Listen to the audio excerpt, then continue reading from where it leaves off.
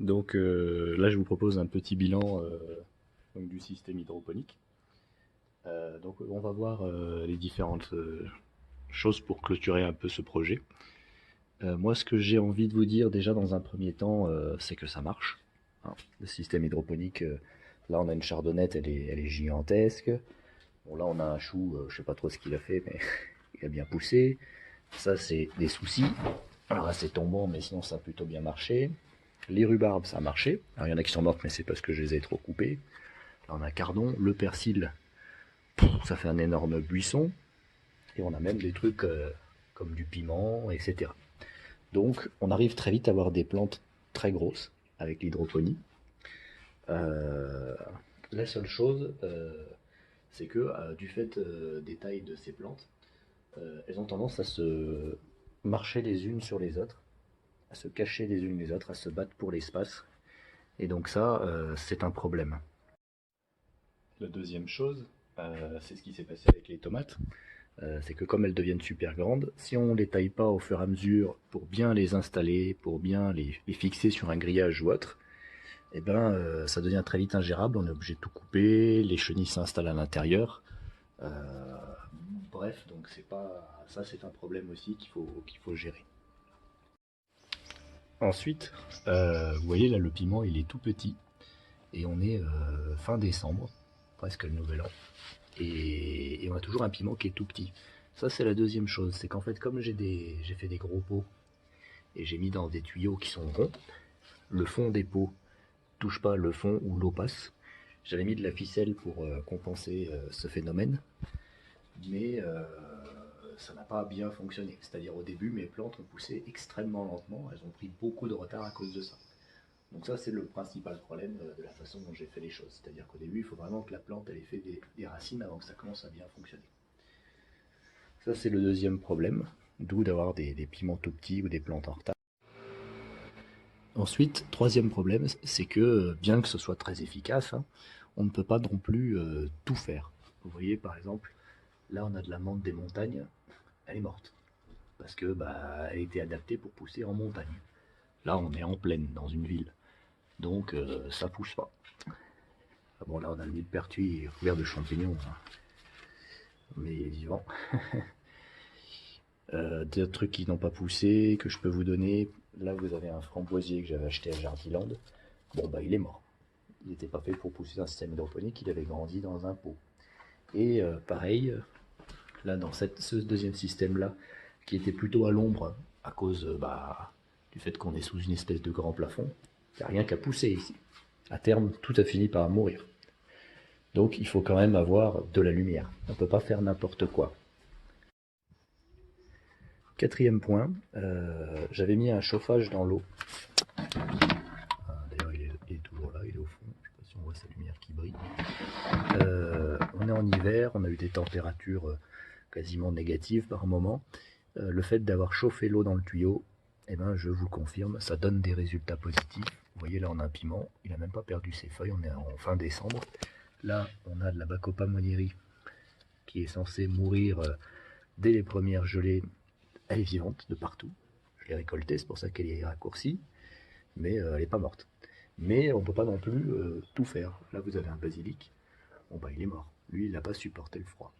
Alors, ce qui est intéressant, c'est de voir que c'est quand même plutôt les plantes qui sont à côté du bidon chauffé qui ont survécu, et celles qui sont en haut, elles ont moins survécu. Donc, c'est peut-être la chaleur rayonnante du bidon, plus que l'eau chauffée, je ne sais pas. C'est une question ouverte.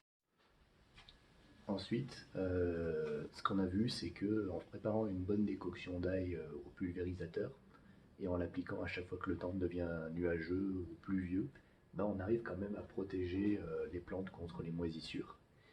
Et ça limite aussi la prolifération des insectes nuisibles. C'est-à-dire qu'ils soient toujours présents et qu'il faille faire attention.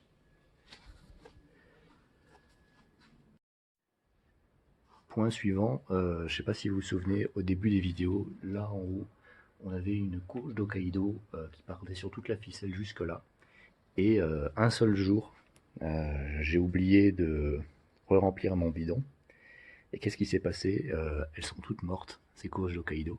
Donc avoir un système le plus autonome possible, le plus fiable possible, c'est indispensable pour ne pas risquer de perdre la totalité de sa culture. Donc ça c'est vraiment capital, en 1 ou 2 jours, vous pouvez tout perdre. Ensuite, un autre problème avec le système de tuyaux, c'est que quand vous voulez vous débarrasser d'une plante, vous ne pouvez pas, parce que les racines ont proliféré, elles sont toutes attachées les unes aux autres, tout est fixé, et vous êtes obligé d'attendre que les racines pourrissent, ce qui ne manque pas de tout dégueulasser dans votre tuyau. Donc ça c'est vraiment un gros problème, on ne peut pas vraiment faire ce qu'on veut. Une fois que les plantes ont bien grandi, on ne peut pas sortir les pots comme ça, les remettre, elles se sont peut-être emmêlées les unes aux autres. Et donc ça c'est vraiment un gros problème à la fin quand on veut retirer les pots, déplacer des plantes ou les remplacer. Enfin, je dirais que là vous voyez on a un système hydroponique, donc je l'ai géré, et là-bas on en a un autre. Et moi, ce que j'ai retenu de l'entretien, c'est que déjà, en gérer un, refaire les dosages, etc., c'est chiant. Mais quand vous en avez plusieurs, il faut vous retaper toutes les tâches de maintenance plusieurs fois. Et ça, c'est extrêmement chiant. Et en général, on n'a pas le courage de le faire quand on fait un travail à côté.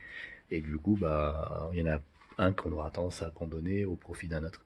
Donc l'idéal, c'est quand même de garder un seul système centralisé pour tous les arrosages. Et comme ça, celui-ci, on s'en occupe bien et ils en profitent tous.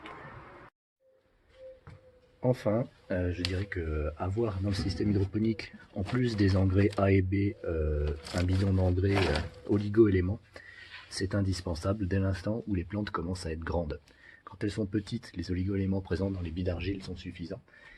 Et dès qu'on commence à avoir des grandes plantes, si on ne veut pas avoir de carence dans les plantes, on est obligé de rajouter un bidon d'engrais oligo-éléments. Voilà, donc c'est tout pour mon bilan. Maintenant, je vais réfléchir à une façon de faire la prochaine version, si j'en fais une prochaine version une autre fois. Bonjour, donc je vous propose ce design pour la version 2. Déjà, la première chose, c'est que on va garder un système centralisé, donc tel que je l'ai dessiné ici, donc toujours avec les bouteilles d'engrais A, B et les oligo-éléments, une partie électronique qui remplit le bidon avec de l'eau du robinet qui rajoute les engrais automatiquement et qui contrôle une éventuelle pompe. La seule chose qui va changer avec ce système, c'est que la pompe qui va envoyer l'eau ici pour arroser donc les tuyaux, enfin le système aéroponique à la place du système hydroponique, ça va être une pompe à plus haute pression, car ça va envoyer dans des sprays, donc il faut quand même avoir un peu de pression. Et qu'on aura ici une pompe qui sera capable donc de pousser l'eau ici, mais aussi d'aspirer. Une pompe capable d'aspiration aussi. On va voir pourquoi. Donc, tout ce système centralisé devra être fiable, autonome, et c'est lui qui gérera tous les arrosages. Et ce qui change, c'est qu'au lieu d'avoir un long tuyau dans lequel l'eau mélangée avec l'engrais ici arrivera et serpentera avant de retomber dans le bidon, eh ben, on va faire des modules indépendants, de façon à pouvoir déplacer les plantes facilement et les nettoyer indépendamment facilement les unes des autres, donc un bloc par plante, comme ça c'est beaucoup plus modulaire. Chacune sera reliée à un tuyau qui apporte les engrais, donc qui sera relié à la pompe haute pression, et un tuyau ici qui d'aspiration pour récupérer l'eau qui s'accumule au fond. Donc là on aurait un vaporisateur, donc lui c'est un spray quoi, quand il va recevoir l'eau à haute pression il va le vaporiser, ça va remplir l'enceinte de gouttes, ce qui va aller se poser sur les racines, et puis après le surplus va au fond, et ce qui va au fond est aspiré ensuite par la pompe d'aspiration qui va remettre dans le bidon. L'idée c'est quand même d'avoir un arrosage optimisé pour que la plante ait ce qu'il lui faut et qu'on ait le minimum d'accumulation au fond de façon à pas trop diluer ici la partie avec les engrais. Puisque c'est du re-remplissage, c'est pas de la régulation avec un capteur d'électroconductivité, etc. Électroconductivité, oui c'est bien ça. Donc là on aurait les racines. Comme en fait c'est vaporisé, les godets ici avec l'argile, et ben, il se humidifie même quand la plante est petite et elle n'aura pas besoin que les racines elles aillent toucher de l'eau qui est trop profondément. Donc elle pourra pousser dès le début. Et enfin la dernière chose c'est qu'on prévoira un grillage au-dessus pour pouvoir attacher la plante au fur et à mesure qu'il pousse au grillage et contrôler son expansion rapide de façon à pas avoir un truc à la fin qui est comme dans une jungle, etc. Voilà, c'est vraiment l'idée, c'est de garder quelque chose de centralisé et après au niveau des plantes d'avoir quelque chose de modulaire pour pouvoir garder ces plantes, les emmener avec leur peau, les donner, les déménager, les prendre, etc. Ce qu'on ne peut pas faire du tout avec un grand tuyau où là on est obligé de tout jeter d'un coup ou tout transporter d'un coup. Donc si je fais un jour ce système, je referai une playlist qui s'appellera Aéroponie au lieu de Hydroponie, qui reprendra cette aventure, et puis à la fin, de la même façon, je vous ferai un bilan pour vous raconter, vous dire qu'est-ce qui a marché, qu'est-ce qui n'a pas marché, etc. Voilà, au revoir.